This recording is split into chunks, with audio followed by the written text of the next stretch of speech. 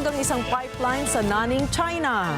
Ano naman kaya ang sanhi ng pagsabog? At ano nga kaya itong kakaibang kulay o tila orange o pahel na kulay na lumabas mula rito? Alamin po natin yan mula sa mga detalye ng balitang ibabahagi maya-maya.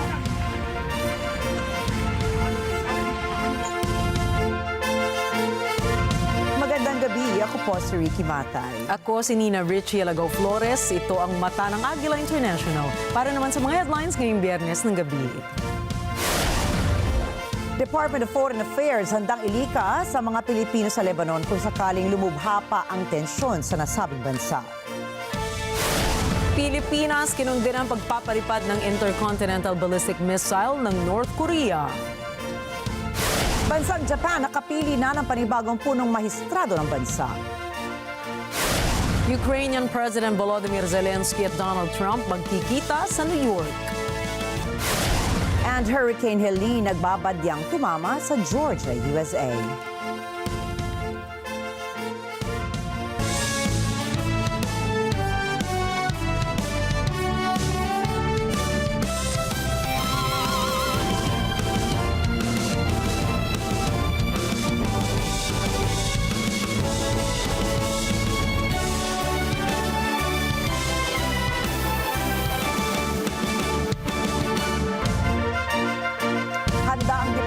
Foreign Affairs o DFA at ang Embahada ng Pilipinas sa Beirut na ilika sa mga Pilipino sa Lebanon kung sakaling lumubha pa at mauwi pa sa full-scale war ang bakbakan sa pagitan ng puwersa ng Israel at Hezbollah. Sa ngayon ay nasa alert level 3 of voluntary repatriation ang ipinatutupad ng DFA sa Lebanon. We've already identified area coordinators for respective areas here in Lebanon. We've already identified shelters. In fact, MWO has already identified and recommended a shelter in the event of a truly catastrophic mass evacuation. And we've already been in contact with the Lebanese authorities, the immigration authorities. We've been in the discussions with them on how to facilitate the repatriation of OFWs, especially those who are undocumented. Actually, we're ready. Actually, if ever the situation calls for it, we are ready to implement alert level 4. Sa ulat ng embahada ay nasa 11,000 ang mga Pinoy sa Lebanon habang 196 ang nasa Southern Lebanon ay nakaalis na sa Southern Lebanon at nasa Beirut na. Samantala sa Oktubre inaasahang uuwi ang nasa 40 Pinoy sa 3 batch mula sa Lebanon. Nilinaw naman ni Undersecretary De Vega na bagamat seryosong ikinukonsidera ng DFA na ipatupad ang mandatory evacuation ay hindi pa malala ang sitwasyon sa Lebanon. What if the conflict does not escalate? Because this is something rather common in the region. So we do not want to repatriate 10,000 Filipinos and then all of a sudden we'll be accused of having acted hastily in case there was no war. That's why we're taking care, because usually the level 4 is declared when there's a total breakdown, peace and order. Kinondena ng pamahalaan ng Pilipinas ang patuloy na paglulunsad ng ballistic missiles ng North Korea. Sinabi nitong ang mga provocative actions ng Pyongyang ay nagpapahina sa pag-unlad ng ekonomiya, kapayapaan at katatagan sa Korean Peninsula at maging sa Indo-Pacific region. Nanawagan rin ang Department of Foreign Affairs sa North Korea na kaagad nitong itigil ang paglulunsad ng mga ballistic missiles. At hinimok nito ang Pyongyang na sundin ang lahat ng mga international obligations nito at resolutions ng United Nations Security Council. Hinikayat din ng Pilipinas ang North Korea na mangako sa isang mapayapa at konstruktibong dialogo. Samantalaan ay kinumpirma ng South Korea na muli nagpaputok ang North Korea ng multiple short-range ballistic missiles.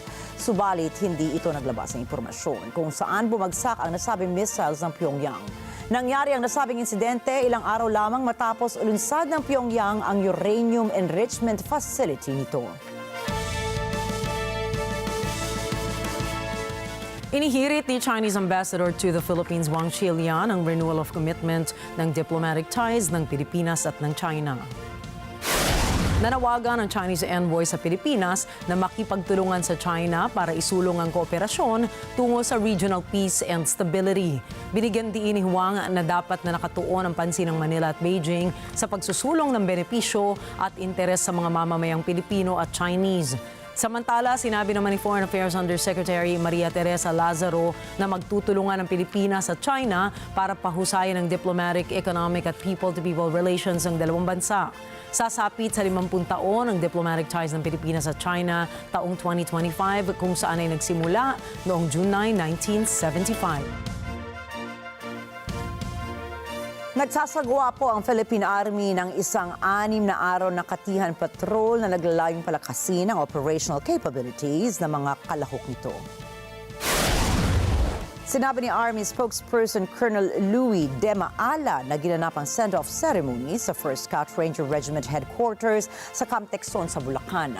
Ang pagsasanay na ito ay inihalin tulad sa Exercise Cambrian Patrol ng United Kingdom kung saan nakakuha ng silver medals ang team nila mula 2019 at 2023. Inaasahang ipapakita ng mga kalahok ang kanilang kahusayan sa operasyon ng military briefing, close quarter battle, prisoner of war handling, at iba pa.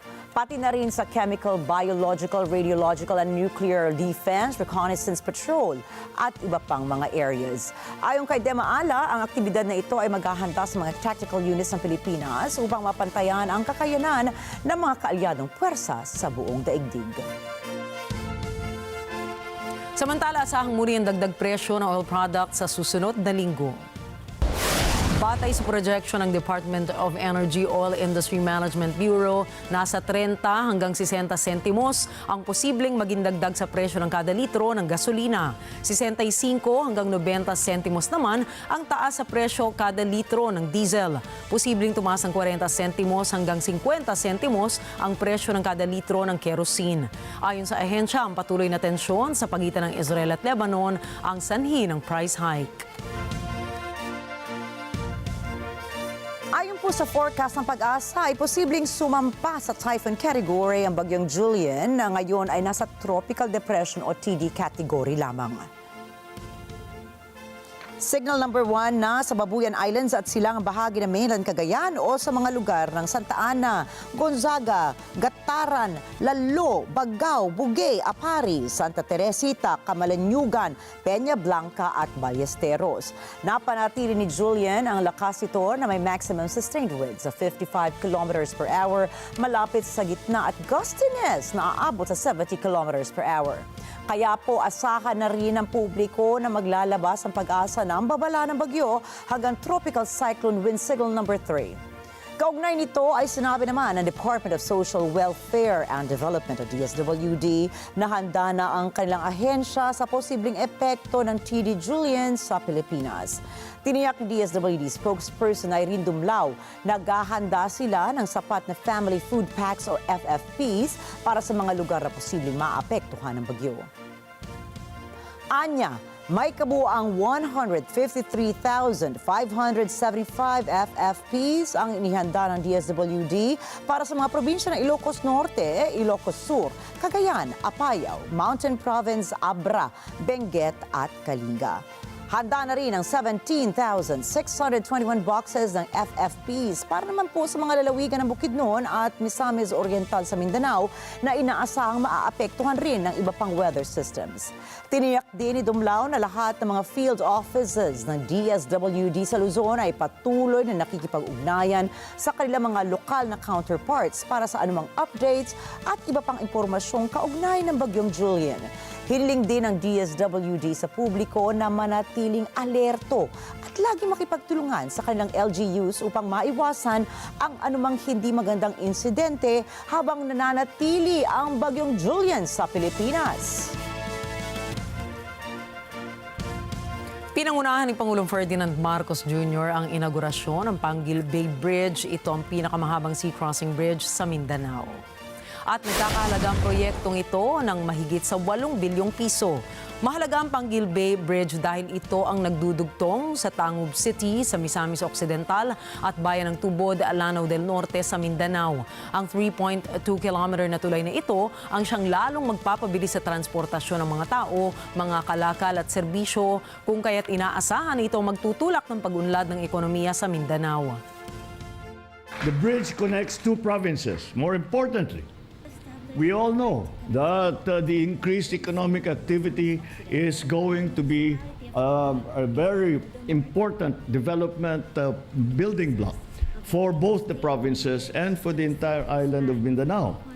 But more than just a physical bridge, we are connecting the dreams and aspirations of the people of Lanao del Norte and of Misamis Occidental.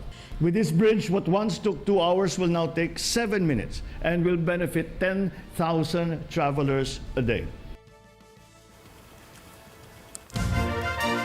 The bridge connects. Susunod, Shigeru Ishiba na piling bagong Prime Minister ng Japan. Poverty rate sa Argentina umakyat na mahigit 50% sa unang kalahati ng taong 2024. At Israel inisnab ang ceasefire call ng international community. Ang iba pang mga detalye ng balita, pagbabalik ng mata ng Agila International.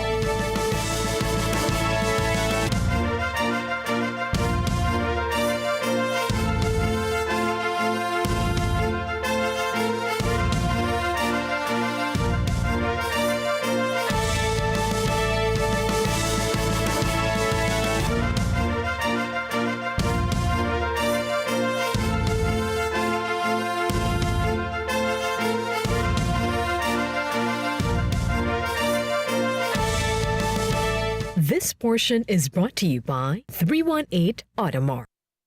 Alam namin ang iyong pagsisikap. Dama namin ang iyong mga sakripisyo. Kita namin ang pagharap mo sa bawat pagsubok. Kaya sa kabila ng mga hamon ng buhay, nandito kami para umalalay. Kasi katulad mo, gusto rin namin ang magandang bukas para sa kanya. Hatid namin ang dekalidad na edukasyon at makabagong pasilidad sa abot kayang halaga. Kaya huwag ka nang mangamba, sasamahan ka namin tuparin ang mga pangarap niya.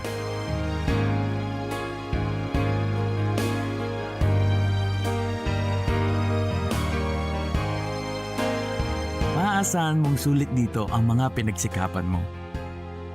Sa aming mga makabagong pasilidad at sistema ng edukasyon.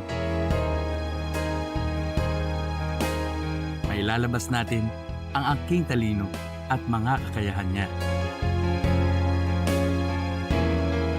Kahit sa munting halaga, makakasiguro ka na makakasabay siya sa mabilis na pag-ikot ng mundo. Sa New Era, karamay mo kami sa bawat hamon. Kaagapay mo kami sa bawat hakbang. Kasama mo kami sa bawat ngiti at tagumpay.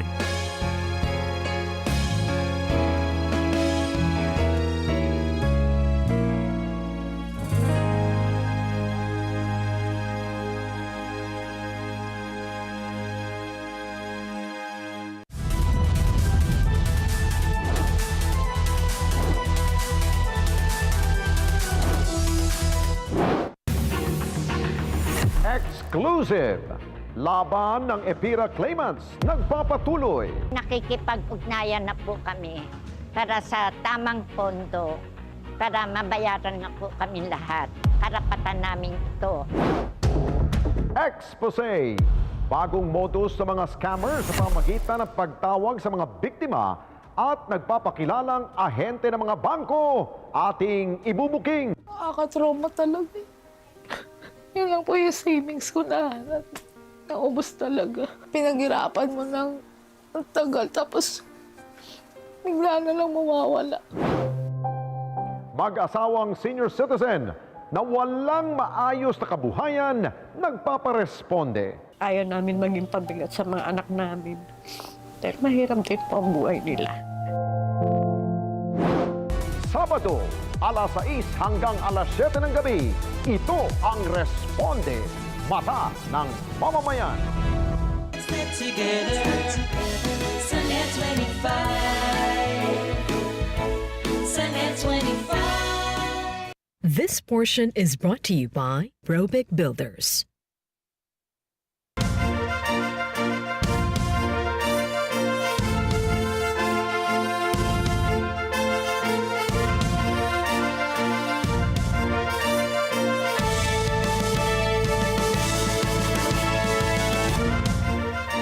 Kailan po ba maaapula ang mabagsik na apoy ng hidwaan sa pagitan ng Israel at Palestine? Kung lubos po nating iisipin, hindi malabong kumalat pa ito at lalong lumagablab dahil sa kasalukuyang lagay ng Middle East. Pagsabog dito, pagsabog roon, ito ang masasabi nating kapwang nararanasan ng mga inosente mga sibilyan ng Israel at Palestine. Hindi na ba ito talagang matitigil pa? Alam naman po natin na gumagawa ng paraan ang United Nations General Assembly para tuluyan na magwakas ang giyera ng dalawang bansa. Higit pa sa United Nations ay gumagawa rin ng paraan ng Egypt, Qatar at Estados Unidos na maisulong ang isang ceasefire deal. Subalit, mapapansing mas mabilis pa sa wildfire ang pagkalat ng apoy ng giyera ng dalawang bansa. Ngayon kasi ay kasama na sa target ng Israel na patamaan ng kanilang mga missiles ang Timog Lebanon na malapit sa hilagang border ng Israel. Kaya ating alamin kung bakit nagpalitan ng bala ang Israel at Palestine. Ayon po sa mga historiador, noong 1900s ang Palestine ay nasa ilalim ng pamamahala ng Ottoman Empire o kilala rin po sa tawag na Turkish Empire. Sa panahong ito, nasakop ng mga Turko ang isang rehiyon ng silangang Mediteraneo kung saan ay tinawag nila itong Palestine. At sa lugar na ito ay maraming mga Arabs at Jews ang nananahan dito noon. Isang dekadang inusig ng Ottoman Empire ang Jewish people dahil sa pagkakaiba nito ng kinagisnang paniniwala at relihiyon. Mula po rito ay nagsimula ang Zionism kung saan ay naniniwalang kailangan na maging estado ang Israel para maingatan ang mga Jews. Sa pagsiklab ng World War I sa taong 1914, pinabagsak ng Great Britain ang imperyo ng Ottoman. Dito na nagtatag ng sariling pwesto ang British at French Empire sa Middle East. Itinatag ng Great Britain ang British Mandate for Palestine bilang pagtatag ng autoridad sa Palestine taong 1922.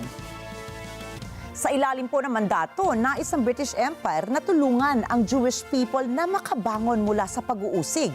Bahagi nito pinayagan ng British Empire ang Jewish immigration sa loob mismo ng Palestine. Subalit, mula sa mabuting hangaring matulungan ng Jewish people ay tumaas pa ang tensyon sa pagitan ng Jews at Arabs. Dahil sa pagtaas ng karahasan mula sa pagtatalo ng dalawang grupo ay nalimitahan at sa huli ay itinigil na rin ang immigration sa Palestine. Hindi naman sumang-ayon ang Jewish people kung kaya kinalaban po ng Jewish militia ang British rule at ang mga local Arabs.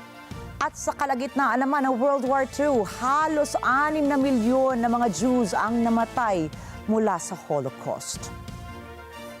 Mula rito, ang mga nakaligtas na Jewish people ay lumikas mula sa Europe at nagtungo sa British Palestine. At pagsapit po ng taong 1947, napagdesisyonan ng United Nations na hatiin ang dalawang estado ng British Palestine. Ang Israel para sa mga Jews at Palestine para sa mga Arabs. Sa kabila naman ito, may ilang mga Arab states ang hindi sumang-ayon sa plano ng United Nations. Napansin kasi nila na kahit maliit na bilang ang mga Jews, ang naging partition umano sa lupa ay hindi wasto. Mas marami kasing teritoryo ang ibinigay ng UN sa Israel. Taong 1948, opisyal nang naging isang estado ang Israel. At kasunod dito ay kaagad namang nagdeklara ng pag-atake ang Arab League sa Israel at nasakop ang ilang teritoryo ng bansa. Nakuha ng Egypt ang Gaza Strip habang ang Jordan ay nasakop naman ang West Bank. At matapos po ang giyera ay marami mga Palestinians na nasa Israel ang pinaalis. Lumipas naman po ang ilang dekada na itatag ang Palestinian Liberation Organization o PLO sa taong 1964 para pagsamahin ang kapangyarihan ng maliliit na Palestine groups kontra sa puwerso ng Israel.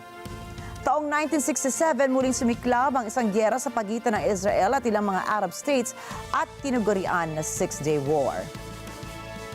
Dito na nasakop ng Israel ang Golan Heights mula sa Syria, ang West Bank po mula sa Jordan at Sinai Peninsula mula naman sa Egypt. Ilang dekada ang lumipas, tumulong ang Estados Unidos na malagdaan ang kasunduan sa pagitan ng Israel at Egypt, ang Camp David Accords taong 1978. Ibinalik ng Israel ang Sinai Peninsula sa Egypt bilang bahagi ng Peace Treaty noon. At taong 1987 naman po muling sumiklab ang karahasan sa pagitan ng Palestine at Israel nang nasangkot ang puwersa ng Israeli Defense Forces at 4 na Palestinian refugees sa isang insidente.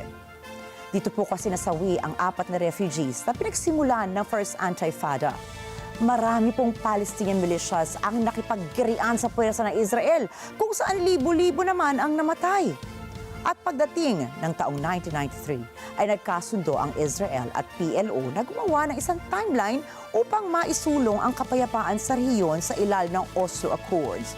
At sa kabila ng timeline ay umabot din ang limitasyon nito para magkaroon ng negosasyon dahil sa mga issue na naging balakid para makuha naman ang kapayapaan.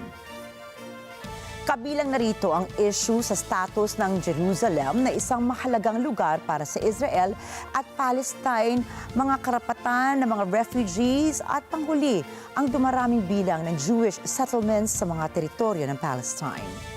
Dumako lang po tayo taong 2000. Sumiklab ang panibagong gera na tinatawag naman na Second Antifada dahil kay Israeli opposition leader Ariel Sharon.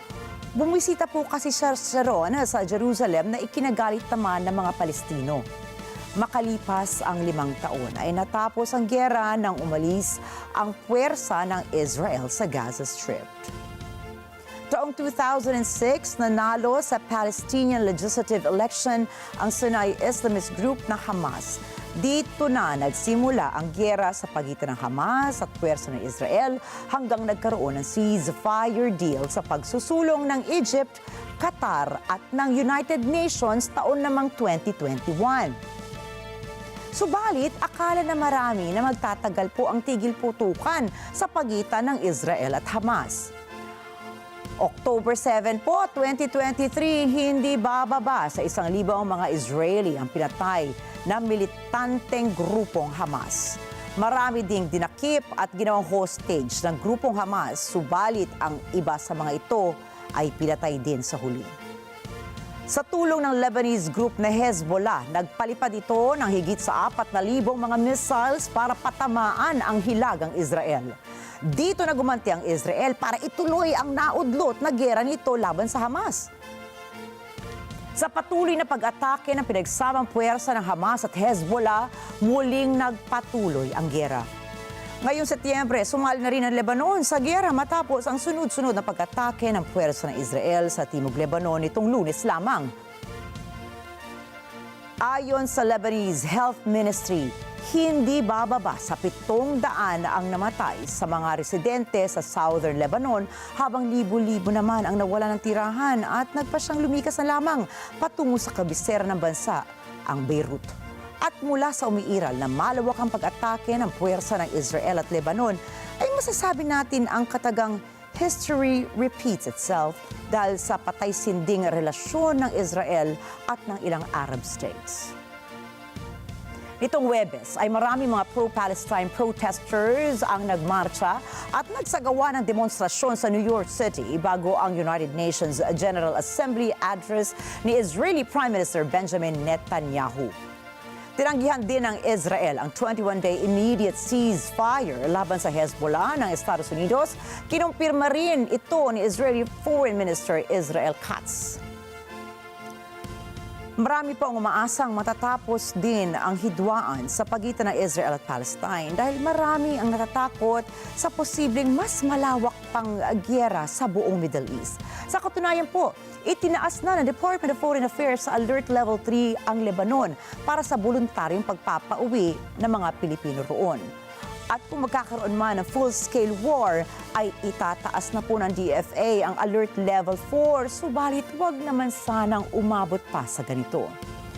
At sa huli, kahit magkakaiba man ang paniniwala o kultura, hindi po ba kaya mas nararapat na maging isa pa rin ang kalooban ng bawat puwersa sa pagharap sa isang issue o problema para maapula ang apoy na patuloy na nagbabaga at nagsisilbing mitsa sa buhay ng mga tao?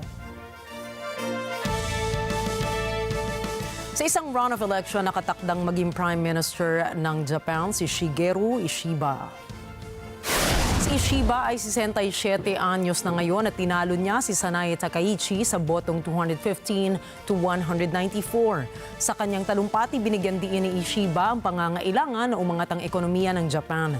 Nangako rin siya na gagawa ng mga hakbang upang mapataas ang mga sahod ng mga manggagawa sa kanilang bansa.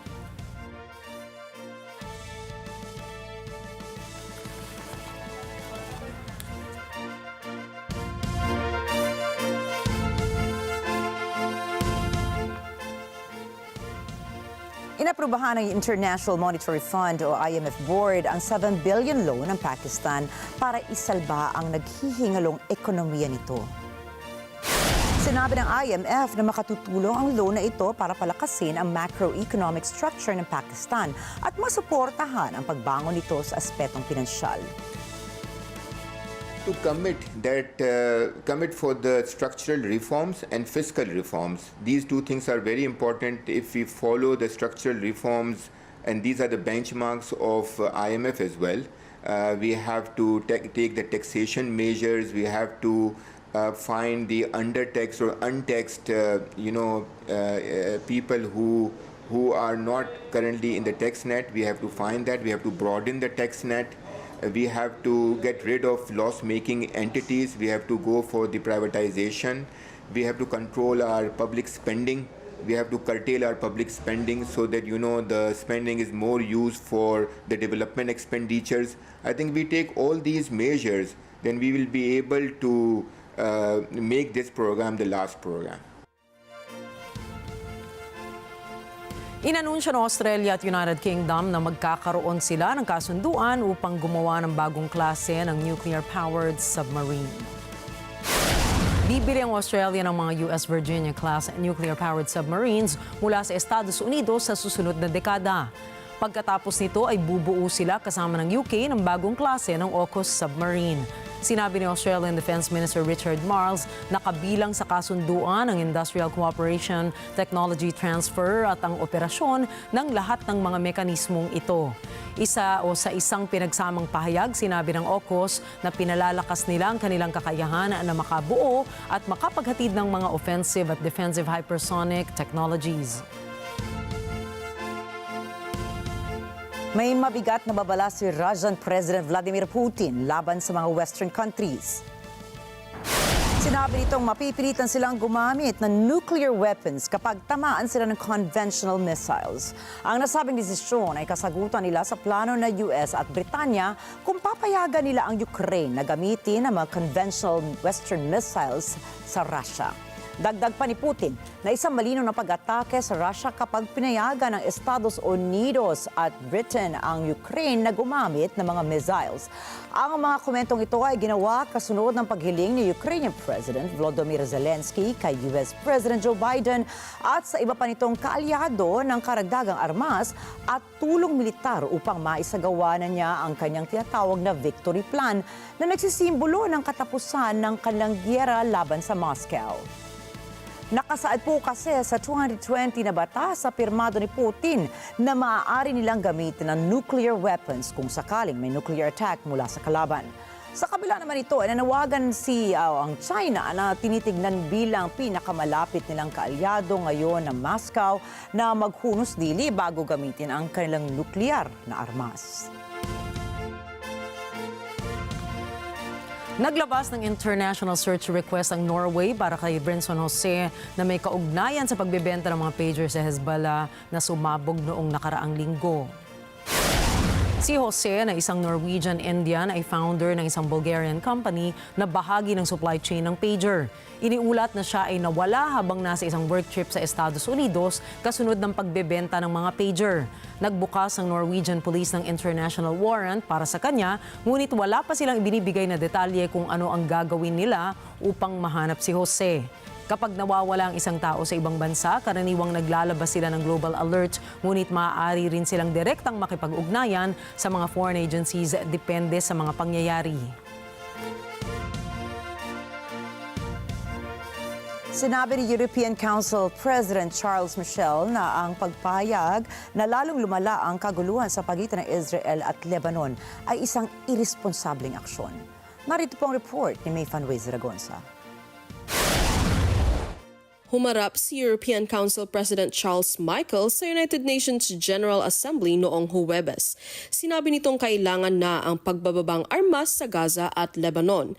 Hindi na anyang maaaring magpatuloy pa ang labanan. Liberté, solidarité, c'est en vertu de ces mêmes principes que nous condamnons les attaques terroristes abjectes portées par le Hamas. Et nous exigeons la libération de tous les otages, sans condition.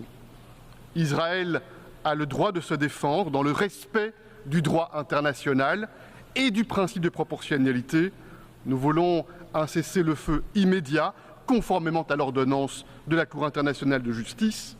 Chaque vie civile compte et nous condamnons toutes les attaques indiscriminées qui frappent les populations civiles. L'Union européenne agit et veut agir davantage pour une paix durable dans le cadre d'une solution avec deux États.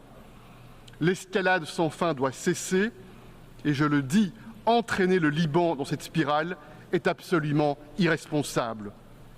Ces appels, y compris envers le gouvernement d'Israël, ont été vains jusqu'ici et cela ne peut pas durer.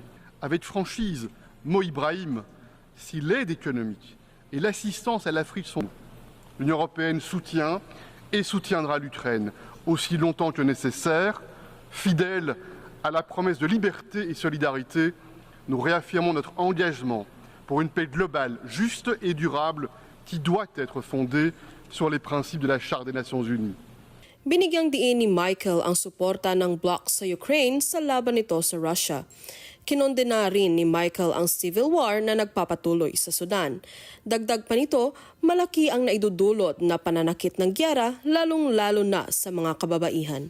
Et soutien à des groupes terroristes sans foi ni loi pour déstabiliser le voisinage et au-delà, dont les pays sont gérés, et je le précise, cela vaut aussi, chers collègues, la guerre civile au Soudan fait rage, violence, brutalité, viol, et comme toujours, ce sont les femmes qui paient le prix fort. Une gigantesque catastrophe humanitaire, 20 000 morts, des millions de personnes déplacées en situation d'urgence, et c'est toute la corne de l'Afrique qui menace de basculer dans le chaos. Or, je pose la question, que sont ces deux généraux en guerre sans leur soutien extérieur? Les livraisons d'armes doivent cesser, nous pouvons stopper ce conflit si nous le voulons, alors c'est le moment d'agir et de mettre en œuvre les processus de réconciliation et de paix qui s'imposent. Mayfan Zaragoza para sa mata ng Agila International. Trusted, connected, on point. Iniulat ng Argentina ang malaking pagtaas sa poverty rate ng bansa mula halos 42% na umakyat sa halos 53% sa unang kalahati pa lang ng 2024. Ang pagtaas na ito ay isang matarik na pagtaas ng poverty sa bansa dahil sa epekto ng pinakamalalang austerity program ng pamahalaan. Ito rin ang pinakamataas mula noong 2003 noong nasa isang malaking krisis ang bansa dahil sa catastrophic foreign debt default at currency devaluation. Sa ngayon, ikinagagalak ng mga foreign investors at ng International Monetary Fund ang kontrobersyal na fiscal shock therapy na nagtagumpay sa pagpapababa ng buwan ng inflation ng bansa. Napababa nito ang inflation mula 25% noong Disyembre sa 4% sa mga nakaraang buwan. Ngunit ang kasalukuyang pagtaas na ito ay maaaring muling magdala sa Argentina sa mas mataas pang poverty rate. Nanawagan muli ang humanitarian groups at mga residente ng Gaza Strip para sa karagdagang tulong. Humaharap po ang Gaza Strip sa kritikal na kakulangan ng pagkain at maging medical supplies dahil sa patuloy na paghihigpit ng Israel na makapasok ang humanitarian aid sa nasabing lugar. JC Yumul po para sa balita. Nagbabala ang United Nations Relief Agency for Palestinians o UNRWA na higit sa 1 milyong tao sa Gaza ang hindi tatanggap na sapat na pagkain sa buwang ito. Aniya, hinaharang sa Israeli checkpoint ang mga truck na naglalaman ng sariwang gulay at karne. Dahil sa mga paghihigpit tulad nito at mabagal na proseso sa crossing, libo-libong karton ng pagkain at malaking supply na medikal ang naiipit sapagkat hindi makapasok ang mga truck mula sa Egypt. Lalong pinalalala ng sitwasyong ito ang humanitarian crisis na kinahaharap ngayon ng Palestinians. Ayon kay Masen Alcasas, na isang Palestinong na-displace, bawat araw na lumilipas, pasama ng pasama ang kanilang kalagayan. We are waiting for the United Nations and the UNRWA to provide us with aid. Since we were displaced from Rafah to Khan Yunis 4 months ago, the food packages provided to us have almost run out. Our situation here is getting worse day by day. Humaharap din sa mga pagsubok ang International Committee of the Red Cross o ICRC sa Gaza dahil sa pagkonti ng daloy ng aid papasok sa Gaza. Ang ICRC ang nag-aasikaso ng pagpasok at pag-deliver ng pagkain at medical aid sa mga malalaking lugar sa rehiyon. Our urgent call from the International Committee of the Red Cross is that humanitarian aid, unimpeded and rapid and immediate, is needed now more than ever in Gaza, especially that we are approaching another winter, and that's going to be another tragedy for the civilian population, especially those who are displaced in both northern and southern Gaza Strip. Humaharap din ang International Relief Group personnel sa mga banta sa kanilang buhay. Ayon sa UN, mula noong Oktubre nang sumabog ang labanan, higit sa 280 aid workers na ang namatay sa Gaza. Karamihan sa kanila ay staff members ng UNRWA. JC Yumul para sa mata ng Agila International, trusted, connected, on point. Tinanggihan ng Israel ang panawagan ng international community para sa isang ceasefire sa pagitan ng kanilang bansa at ng militanteng grupo ng Hezbollah. Nagpasya ang Israel na ituloy ang kanilang pag-atake sa Lebanon sa kabila ng panghihimok ng Estados Unidos at iba pa nitong mga kaalyadong bansa na itigil muna ng panandalian ang nasabing opensiba upang magbigay daan para sa dialogo sa pagitan ng magkabilang kampo. Sa kabila nito ay patuloy pa ring sinusubukang isulong ng Estados Unidos at France ang isang agarang 21-day ceasefire. Sa ngayon ay patuloy pa rin ang negosasyon na nagsimula naman noong United Nations General Assembly. Sa ngayon ay nagsisimula ng simulated ground invasion ng Israeli military na isang senyales ukol sa susunod na parte ng plano ng IDF.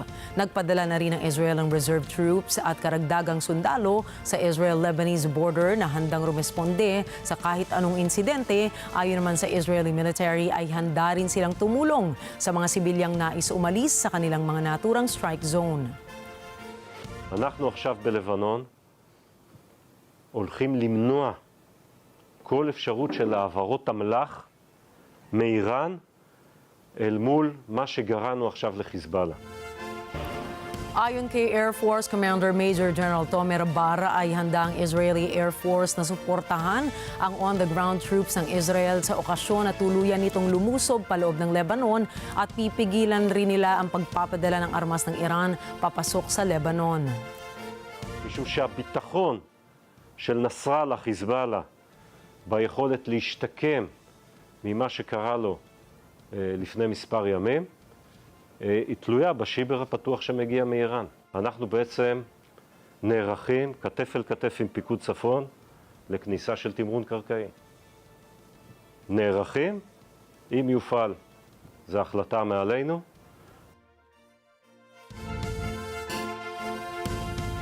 Pumayag na si Republican presidential candidate Donald Trump na makipagkita kay Ukrainian President Volodymyr Zelenskyy sa New York. Ayon sa media sources, inextend ni Zelenskyy ang kanyang pananatili sa Estados Unidos upang kausapin ang dating Pangulo sa Trump Tower. Inaasahan ang pag-uusapan ng dalawang lider ang ukol sa gyera sa pagitan ng Russia at ng Ukraine. Dati nang sinabi ni Trump na kaya niyang wakasan ang away ng Russia at ng Ukraine sa loob ng isang araw. Nagpahayag po ng reklamo ang isang Haiti non-profit organization laban kina dating US President Donald Trump at Senator J.D. Vance na kanyang running mate sa presidential race.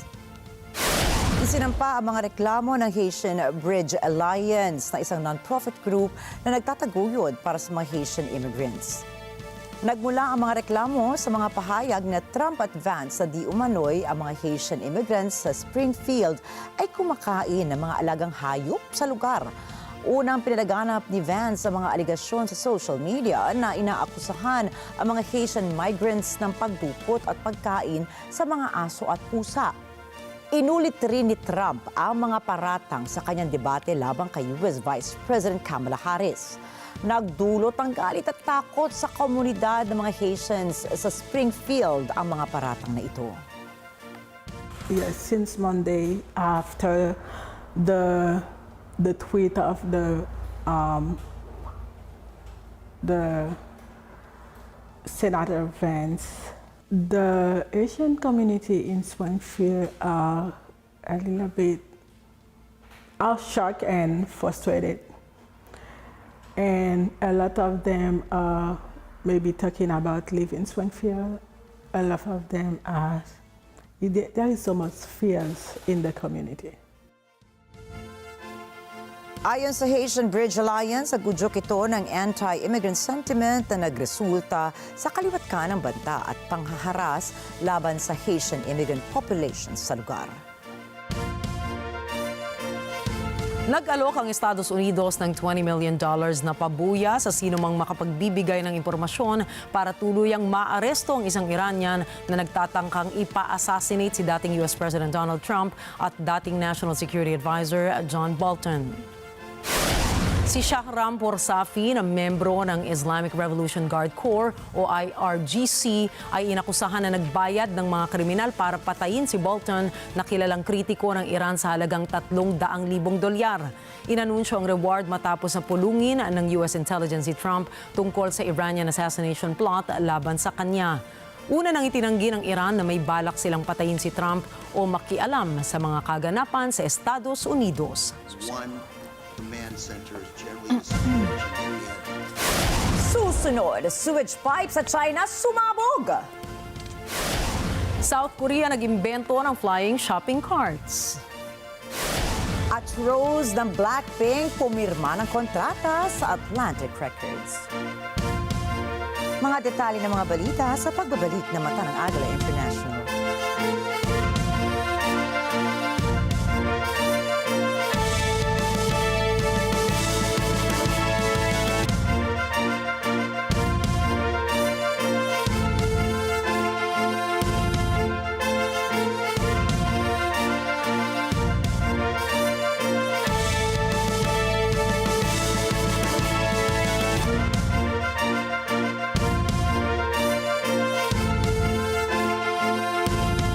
This portion is brought to you by North Luzon Express Terminal.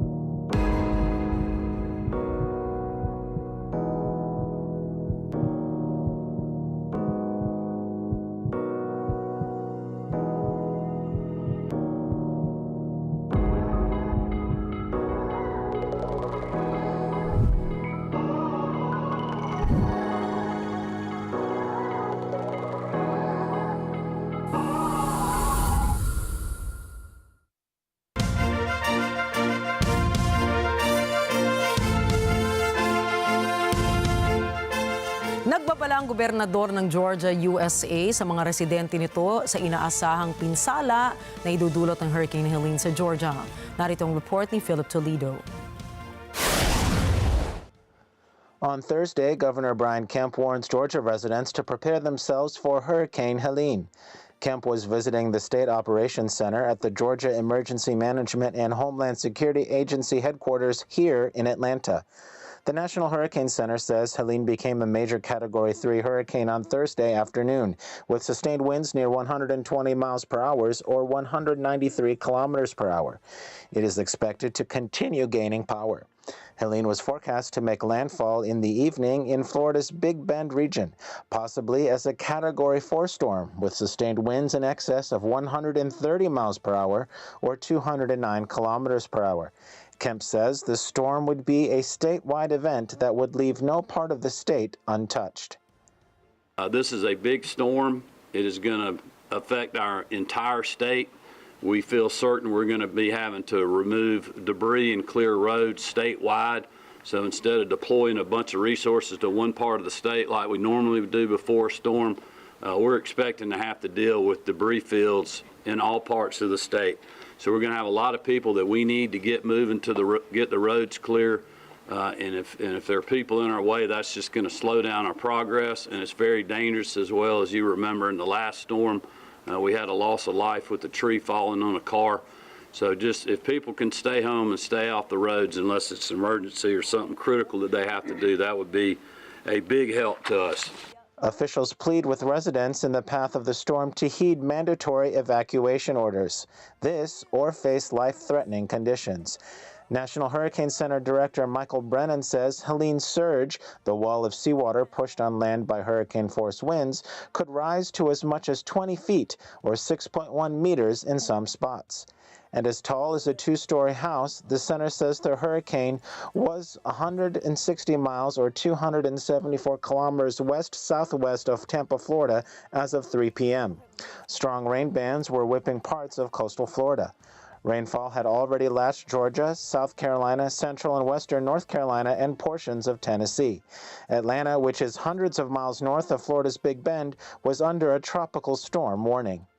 In Atlanta, Georgia, Philip Toledo for Matanang Agila International, trusted, connected, on point. At pasintabi po muna sa mga kumakain ha dahil sumabog po ang isang sewage pipeline sa Nanning, China na lumikha ng tinatawag na volcano kung saan ay lumipad sa 33 feet ang mga dumi ng mga tao at puminsala sa mga sasakyan. Ayon sa lokal na ulat, nagsagawa ng pressure test ang mga engineers na gumagawa ng sewage pipes at dito na sumabog ang septic tank na may karga ng mga dumi. Kitang-kita po sa video ang pag-spray ng kulay orange na human waste na sumambulat sa ere. Wala naman ang napaulat na nasaktan sa nasabing insidente.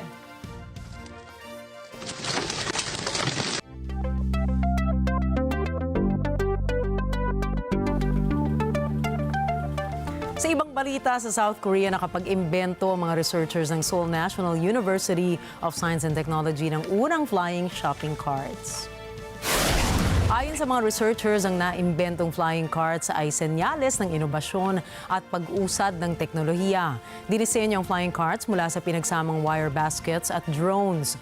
Tinawag nila itong palindrome mula sa pinagsamang salita na pallet o basket at drone. Sa kasalukuyan ay nasa development pa ang palindrome kung kaya limitado pa ang bigat na pwede nitong dalhin. Pero inaasahan na sa mga susunod na prototypes nito ay posibleng mas marami na ang mabubuhat nito.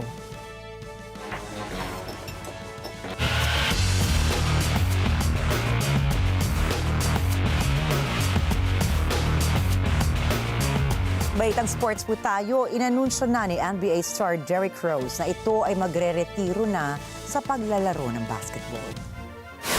Sa kanyang social media account ay isinagawa nito ang nasabing anunsyo.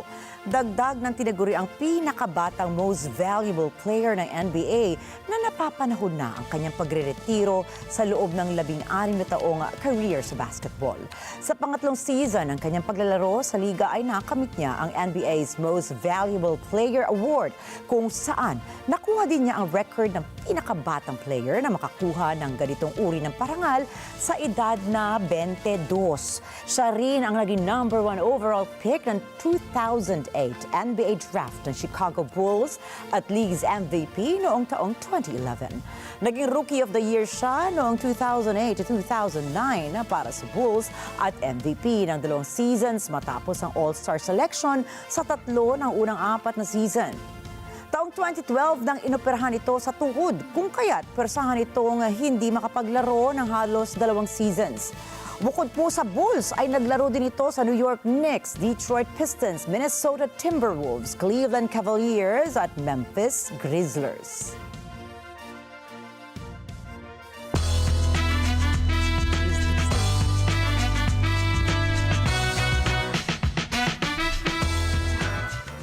Binigyan din po ng aktres na si Meryl Streep sa United Nations General Assembly ang kalagayan ng mga kababaihan sa Afghanistan. Sinabi ni Streep na mas may kalayaan pa ang mga squirrel kumpara sa mga babae na nasa Afghanistan dahil sa malupit na patakaran ng kanilang gobyerno. Kasunod ito ng ibinabang batas ng Taliban na nagbabawal sa kababaihan na magpunta sa public parks at eskwelahan, pati na rin ang pagkanta sa pampublikong lugar. That this culture, this society has been upended is a cautionary tale for the rest of the world. In the 70s, most of the civil servants were women, over half the teachers, doctors. There were women jurists, lawyers, in every profession. And then the world upended. And today, in Kabul, a female cat has more freedoms than a woman. A cat may go sit on her front stoop and feel the sun on her face. She may chase a squirrel into the park. A squirrel has more rights than a girl in Afghanistan today because the public parks have been closed to women and girls. Matatandaan na naibalik sa kamay ng Taliban ang Afghanistan noong 2021 na siyang naging hudyat ng mas mahirap na pamumuhay para sa mga kababaihan ng bansa. Samantala, matindi ngayon ang panawagan ng international community at mga grupo ng human rights sa usapin ng pagbabawal sa pantay na karapatan na dapat ay makuha ng mga kababaihan sa Afghanistan.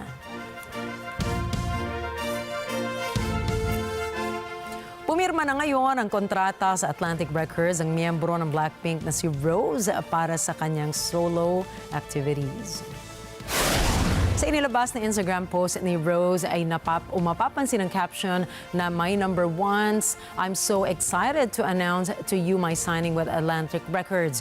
Dagdag pa rito ay hinikayat din niya ang mga fans na suportahan ang kanyang Instagram account na may username na Vampire Holly.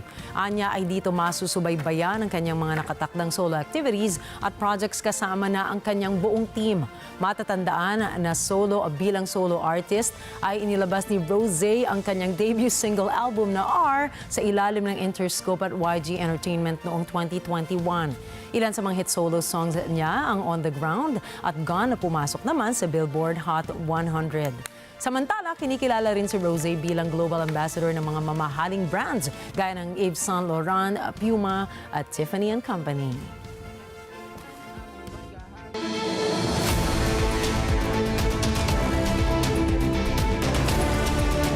Kapapasok lamang po balita, pumanaw na ang Harry Potter star na si Maggie Smith sa edad na 89 na taon. Ayon sa mga anak ni Smith, sina Sophie Stephens at Chris Larkin, namayapa ang kanilang ina sa ospital Biyernes ng umaga. Nagpasalamat po ang pamilya na aktres sa mga doktor at empleyado ng Chelsea at Westminster Hospital dahil sa pag-aalaga ng mga ito sa kanilang ina. Taong 2007 na ma-diagnose si Smith ng breast cancer. Ilan po sa mga awards na natanggap na aktres ay 2 Academy Awards, 5 BAFTA Awards, 4 na Emmy Awards at 3 Golden Globe Awards. Lalong sumikat ang British actress dahil sa kanyang role sa Harry Potter bilang si Professor Minerva McGonagall.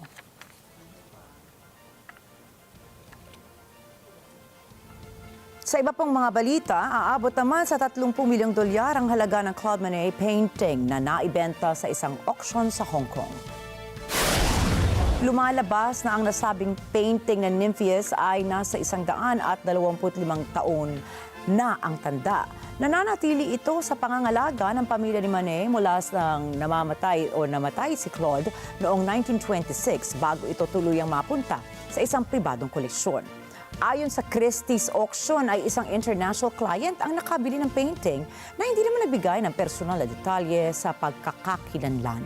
Bukod po dito ay naibenta rin sa event ang Le Canoe Amara, painting ni Van Gogh na pininta naman noong 1887 at isa sa mga rare paintings na makikita sa Asia. Samantala, nabili naman ang Van Gogh sa halagang higit sa 27 milyong dolyares, mas mababa po kumpara sa Monet. Nagbabalik ngayon ang mga cute characters na Teletubbies. Hindi sa TV kung hindi para sa isang world tour na The House of Teletubbies. Magsisimula ang tour sa London kung saan ang Soho Gallery ay babaguhin ang disenyo at iaayon kay Tinky Winky, Dipsy, Lala at Pooh. Ayon sa direktor na nagmamay-ari sa Teletubbies na brand na si Melissa Goodrich, ay 13 mga artists sa buong mundo ang magiging bahagi ng tour. Ilan sa mga trabaho na kanilang gagawin ay pagpili sa mga materyales na gagamitin sa paggawa ng mga backdrop, pagkuha ng mga larawan at pagpili ng mga pintura. Matatandaan ang Teletubbies ay isang sikat na pambatang palabas sa telebisyon na unang umere noong 1997. Napanood ang palabas sa mahigit na 190 mga bansa sa buong mundo na may iba't ibang lengguwahe. Samantala, mga kasama sa mga lugar na pupuntahan ng World Tour ay ang Miami, Florida at US sa December na susundan naman sa Asia sa 2025. Siyempre, nabutan natin yan, Nina, di ba? Oo nga, naman. Panahon na, 1997 ba naman? Kaya nga, tinan mo tong kulay ko. Very Ayan, very talented. Kaya ka pala naka-bright. Di ba? At saan di ako nag-tan, Rikki? Hindi ako nag-tan. Hindi ka nag-tan. Kahapon tayo nag-tan. Okay. Dahil ngayon po ay araw na ng Biyernes, akalain nyo, weekend na naman. Kaya sana po you will have a bright weekend ahead of you. At tandaan, mula Lunes hanggang Biyernes, narito po kami ni Nina para maghatid ng balita saan mang dako ng mundo. Muli ako po si Rikki Mathay. Ako si Nina Alagao Flores, bumabati po ng happy weekend. Ito ang Mata ng Agila International. Para naman sa mga balitang nangyari sa iba't ibang panig ng mundo, punta naman tayo kay Alma para sa Mata ng Agila World News. Take it away, Alma.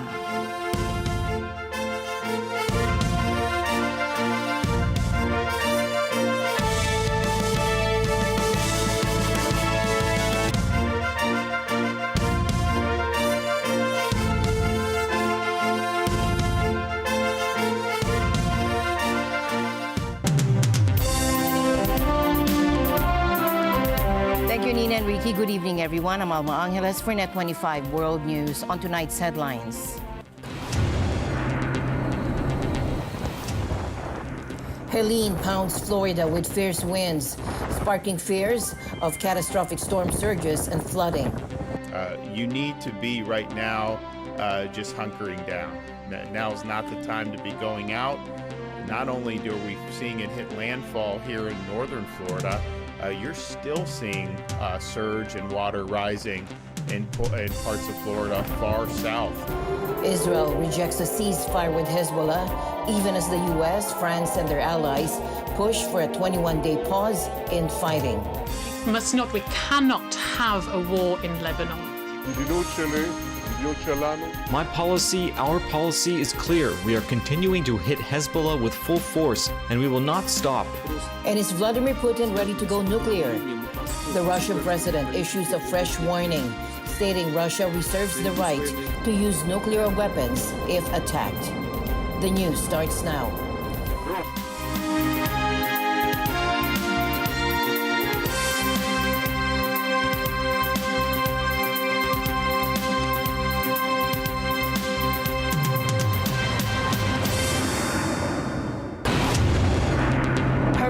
Helene is battering Florida, bringing severe winds and potential for catastrophic flooding. The storm is expected to intensify before making landfall with storm surges reaching up to 20 feet. Take a look.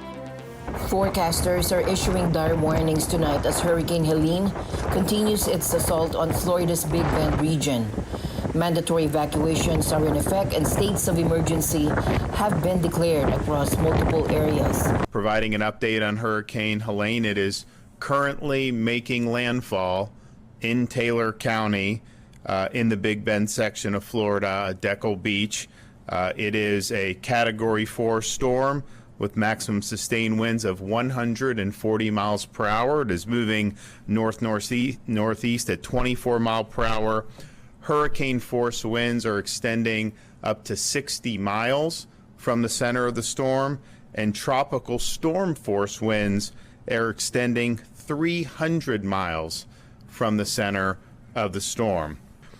You need to be right now just hunkering down. Now is not the time to be going out. Not only are we seeing it hit landfall here in northern Florida, you're still seeing surge and water rising in parts of Florida far south from the Big Bend area. Very concerned about multiple life-threatening hazards that are going to start playing out here in just the next couple of hours. We're expecting between Apalachicola and Chassahowitzka, 10 to 20 feet of storm surge inundation above ground level, especially near and to the right of where the center of Helene crosses the coast. This massive storm, as seen from a flyover by the International Space Station, spans 800 miles wide and 1,000 miles long, making it a formidable force. The National Weather Service has also issued a grave warning about the potential for unsurvivable conditions along the coast. There's going to be destructive wave action on top of that, especially near where the hurricane makes landfall. So this is going to create unsurvivable conditions in these areas. A massive 46 million people remain under flood alerts, with 20 million also at risk of tornadoes spawned by the storm. The hurricane's power is strong enough to send trees crashing down and cause devastating damage across the region. Stay put. Also, if you're sheltering in place, know your surroundings in terms of trees. You are going to see trees that are going to get knocked down. I'm sure some have already been knocked down. Local officials are urging those in the storm's path to heed evacuation orders immediately. We're already seeing impacts in Florida, and the forecast indicates that we could see up to 20 feet of storm surge. So just think back 2 years ago to Hurricane Ian. The peak storm surge from that was 14 feet, and we saw the amount of destruction, and 150 people lost their lives, the majority of them from drowning. So please take this threat from storm surge seriously. Helene's reach isn't limited to Florida alone. In Georgia, Governor Brian Kemp has already declared a state of emergency. We've declared a state of emergency, as you know, for all 159 counties on Tuesday, giving emergency management teams plenty of time to prepare. As Will told me in our briefing, at this point it doesn't really matter what category this storm is. It's one of the biggest that we've ever seen in the Atlantic from a size perspective on the width of it, over around 500 miles wide. So it's going to affect a large area as it comes across Florida into Georgia. Members of the Public Security Secretariat of Guerrero in southwestern Mexico stepped in to assist citizens affected by the impact of Hurricane John. Officers used ropes to help locals cross streets flooded by heavy rains in the region. Now, Hurricane John strengthened once again on Thursday as it hurled rain at Mexico's southwestern coast, dotted with ports and tourist hotspots, an area already soaked by the slow-moving storm system over the past several days. John was churned menacingly near the stretch of coastline since Monday, weakening and then strengthening again as it impacted major cargo ports, temporarily shutting local airports, as well as claiming at least 5 lives, mostly due to mudslides. Now to the war in the Middle East. Israeli Prime Minister Benjamin Netanyahu is once again choosing war over a ceasefire as Israel launches new airstrikes on Lebanon. Reports say 72 people have been killed, bringing the death toll to over 620. Is this a repeat of what we saw in Gaza? Relentless aerial bombardments followed by a ground offensive. Hezbollah is fighting back with rocket attacks, but so far, the damage has been limited. However, with 100,000 fighters and 150,000 rockets, could Hezbollah pose a greater threat? They've also prepared for this war with a network of tunnels and stored Iranian missiles underground. How long can this escalation last? A full-scale war might even draw in Iran, which has warned it won't remain neutral if Lebanon is fully invaded. Iran has already shown tremendous patience and restraint for the sake of regional peace and stability. Iran firmly upholds its inherent right to defend its vital interests. And finally, Iran will not remain indifferent in case of a full-scale war in Lebanon. We stand with the people of Lebanon with all means. Can the global community, led by the U.S. and France, prevent this? They're pushing for a 21-day ceasefire, but Netanyahu has already rejected it, especially in the north where most of the fighting is concentrated. We cannot have a war in Lebanon. There cannot be a war in Lebanon. This is why we urge Israel to cease this escalation in Lebanon, and we urge Hezbollah to cease the missile launches to Israel. We urge all of those who provide them with the means to do so to stop doing so. My policy, our policy is clear. We are continuing to hit Hezbollah with full force, and we will not stop until we achieve all our goals. First and foremost, returning the residents of the north safely to their homes. What's next for other countries? The US, UK, India, and Australia have all urged their citizens to leave Lebanon, bracing for more escalation. But despite international pressure, will Netanyahu continue to push forward? Netanyahu is expected to address the UN General Assembly soon. Will he reveal his plans for the region? Meanwhile, Palestinian President Mahmoud Abbas has condemned Israel's actions, calling them genocide. We will not leave. We will not leave. We will not leave. Palestine is our homeland. It is the land of our fathers, our grandfathers. It will remain ours. The Department of Foreign Affairs and the Philippine Embassy in Lebanon have confirmed they are prepared to evacuate Filipinos in Lebanon if the fighting between the Israeli army and Hezbollah escalates into a ground invasion. Currently, the DFA has implemented Alert Level 3, which allows for voluntary repatriation of Filipinos in Lebanon. Philippine Ambassador to Lebanon, Raymond Balatbat, stated they have started stockpiling essential supplies, including food, medicine, and fuel, in anticipation of possible escalation, even though Alert Level 4, which indicates mandatory evacuation, has not yet been declared. According to embassy records, there are about nearly 11,000 Filipinos in Lebanon, with 196 located in southern Lebanon, where the conflict is most intense. Now, some of these Filipinos have already left southern Lebanon and are now in Beirut. The DFA explained that while they encourage Filipinos to repatriate, many prefer to stay. We cannot force our kababayans to go home. Nag-conduct ng consultation si Ambassador Balatbat with the community leaders in Lebanon, and all of them, almost unanimous, are opposed to any mandatory repatriation by the Philippine government. Now, we're a democracy here in the Philippines. We are also a democracy abroad. So we cannot force those Filipinos in Lebanon. They're used to the crisis there. However, we are processing more than 1,000 requests for voluntary repatriation. As Israel's conflict with Hezbollah intensifies, experts are warning that a ground invasion into Lebanon could be costly, with limited long-term success.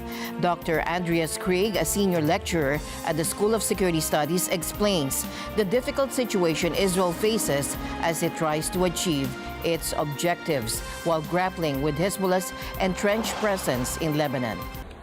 We're in a very dramatic situation here. The Israelis clearly don't prefer to do a ground invasion in Lebanon, but they have clearly set an objective of wanting to have their nationals returning back to their homes in northern Israel. So that is a clear objective. That objective will not be achieved if the status quo remains. So the status quo as it is now is, for the Israelis at least, not sustainable. So what they're trying to do is to make the situation for Hezbollah unsustainable as well. So up until a couple of weeks ago, Hezbollah would be able to indefinitely sustain the attacks by Israel on its infrastructure.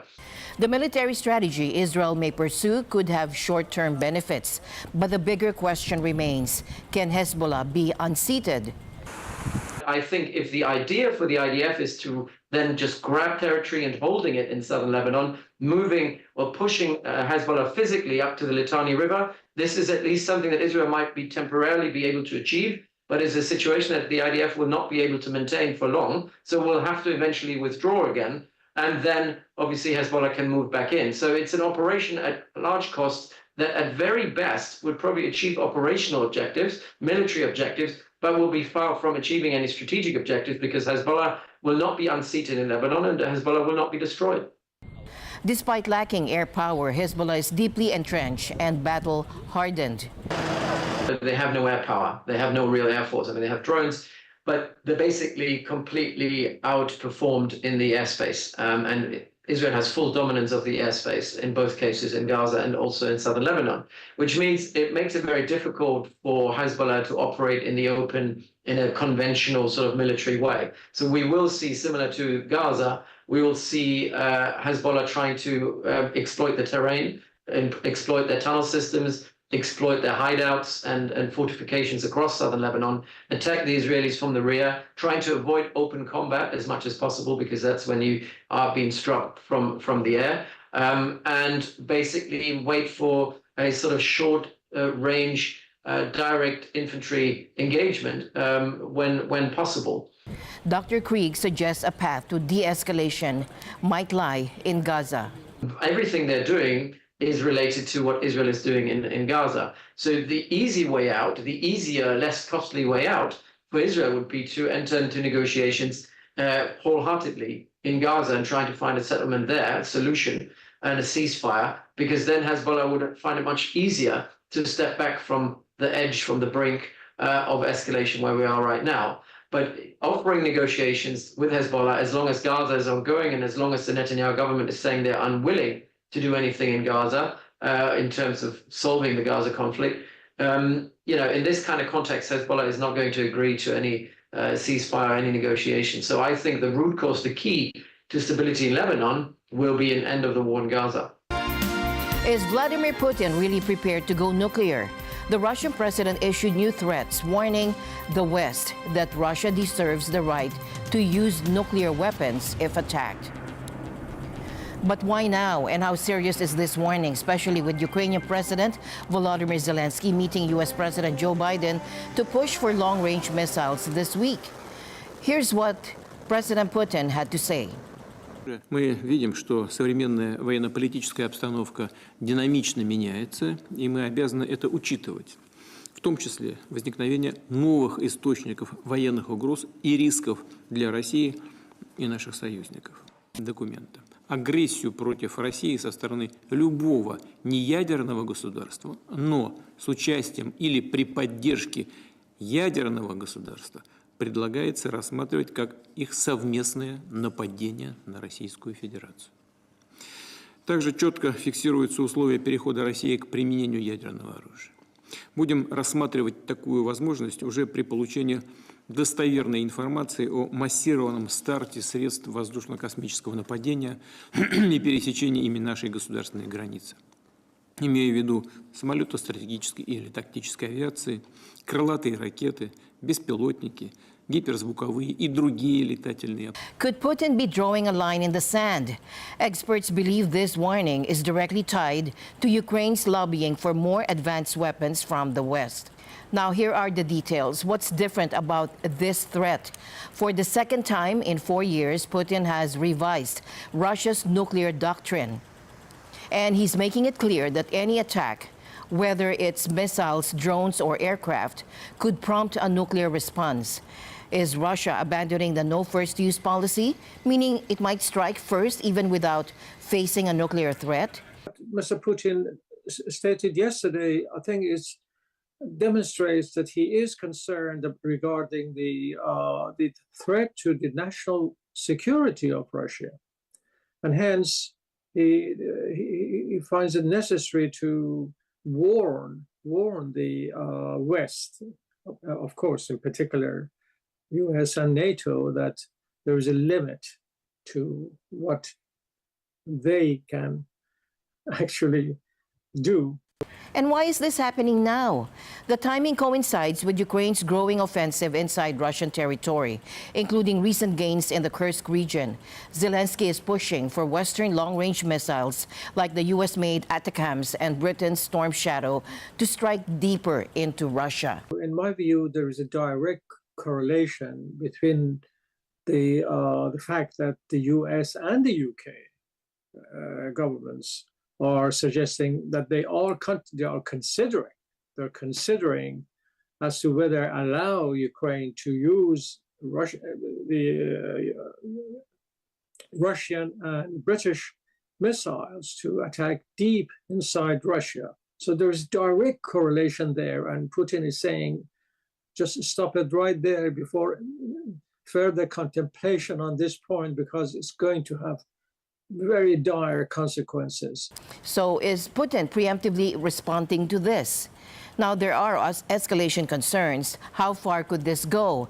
Russian media has been fueling the nuclear rhetoric, even floating the idea of simulating nuclear strikes on replicas of Western cities like London or Washington, D.C. Is this just posturing or a sign of real escalation? Meanwhile, Zelenskyy is warning of potential Russian strikes on Ukraine's energy structure, including its nuclear power plants.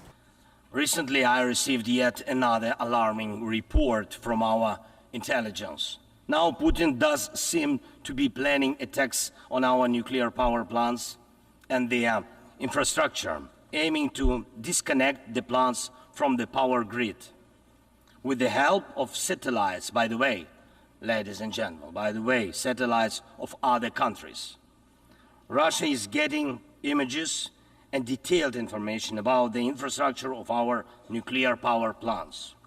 But what does this really threaten?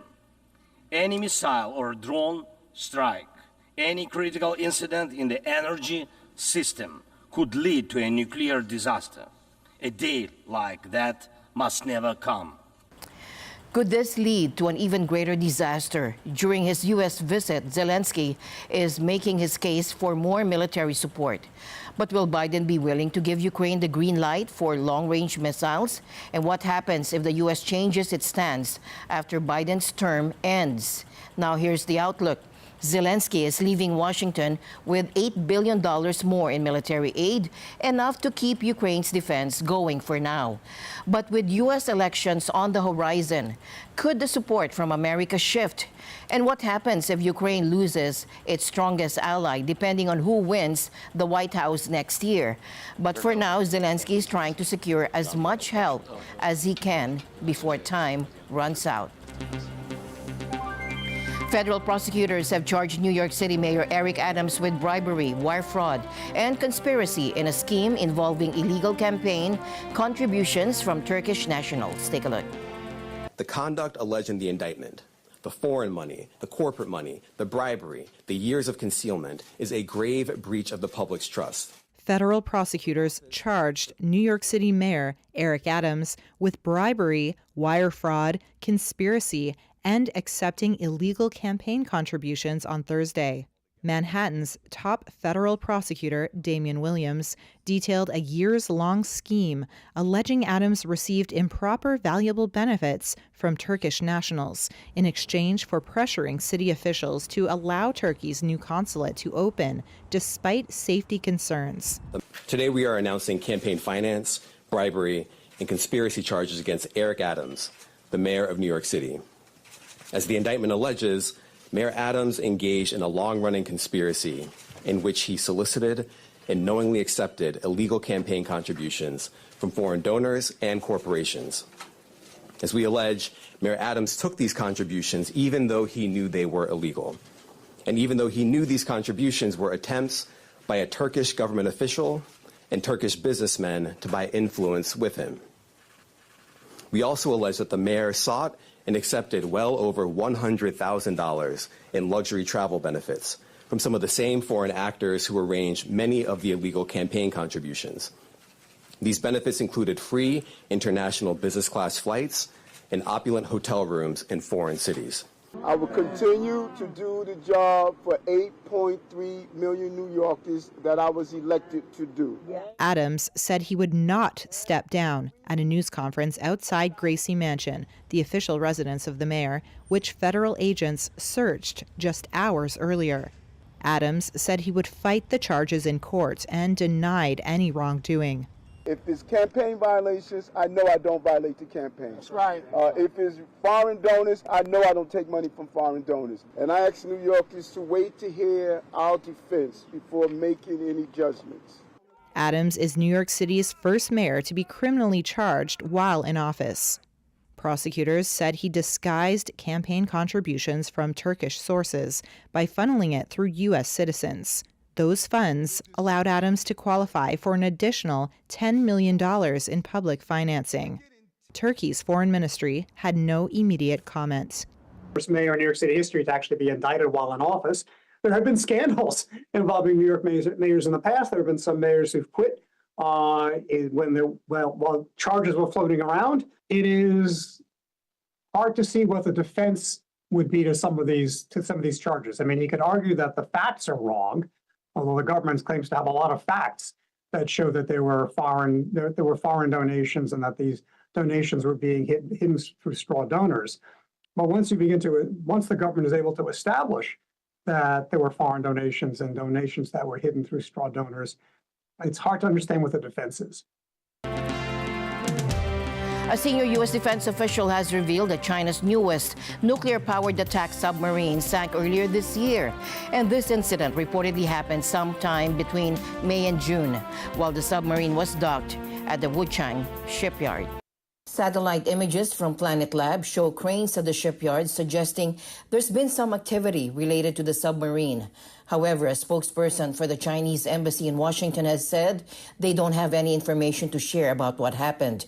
It's worth noting that China already has the largest navy in the world, boasting over 370 ships. They're also ramping up production of a new generation of nuclear-armed submarines. According to a Pentagon report, China had 6 nuclear-powered ballistic missile submarines and 6 nuclear-powered attack submarines, along with 48 diesel-powered attack submarines as of 2022.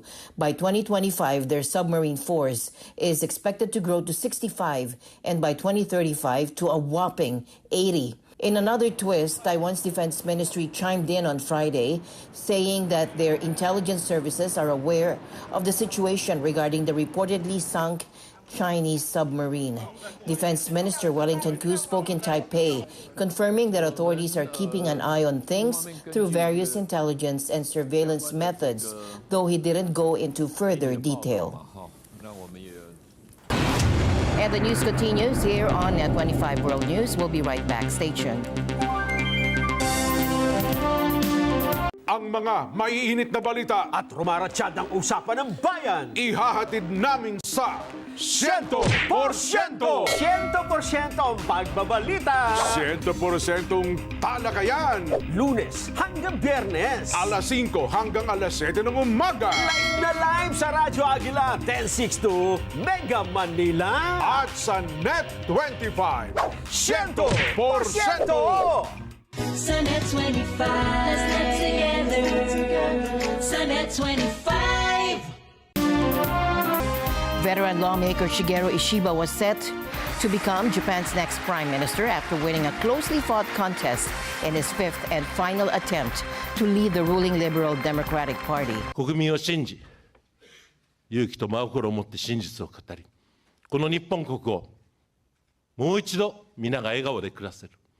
安全で安心な国にするために石破茂全力を尽くしてまいります。どうぞよろしくお願い申し上げます。ありがとうございました。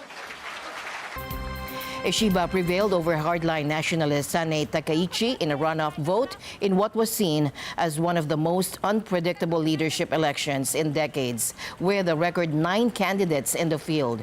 The leader of the LDP, which has ruled Japan for almost all of the post-war era, is essentially assured of becoming Japan's premier because of its majority in parliament. Ishiba must quell anger at home over rising living costs and navigate a volatile security environment in East Asia, fueled by an increasingly assertive China and nuclear-armed North Korea.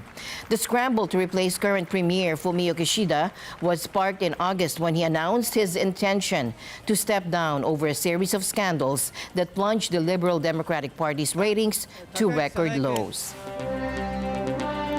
Finally, in our news, this week in AI, we're exploring groundbreaking developments from nuclear energy to celebrity voices. Take a look. From why Microsoft is going nuclear to how Meta's chatbot could soon sound strangely familiar, this is AI Weekly. Microsoft and Constellation Energy say they've struck a deal to help resurrect a unit of the 3 Mile Island nuclear plant. Big tech has led to a sudden surge in U.S. electricity demand for data centers needed to expand technologies like AI and cloud computing. The plant made headlines in 1979 with a partial meltdown at one of its reactors, but the reopening plan involves a different one. Meta's AI chatbot is set to start speaking in celebrity voices. Meta AI will now respond to voice commands and have the option to select celebrity voices, such as those of Judi Dench and John Cena. So that's exactly what I found out. The voices will be used across Meta's apps, from WhatsApp to Facebook. Amazon says it has a new AI app that will help independent sellers with things like sales metrics, inventory, and advertising. Dubbed Amelia, it can answer questions like, "How is my business performing?" or "How many units have I sold?" Spotify says it's expanding its AI playlist tool to new markets, including the US and Canada. It helps users personalize their selection of songs and refine it with prompts. The hope is to attract new subscribers amid growing competition from rivals like Apple. And China's Alibaba has released more than 100 new AI models. They're open source products, in contrast to ones from rivals like Baidu and OpenAI. Alibaba says the models are proficient in math and coding and can communicate in dozens of languages. And with that, we end tonight's broadcast. For everyone here on Net 25, I'm Alma Angeles. Thank you for joining us. Good night.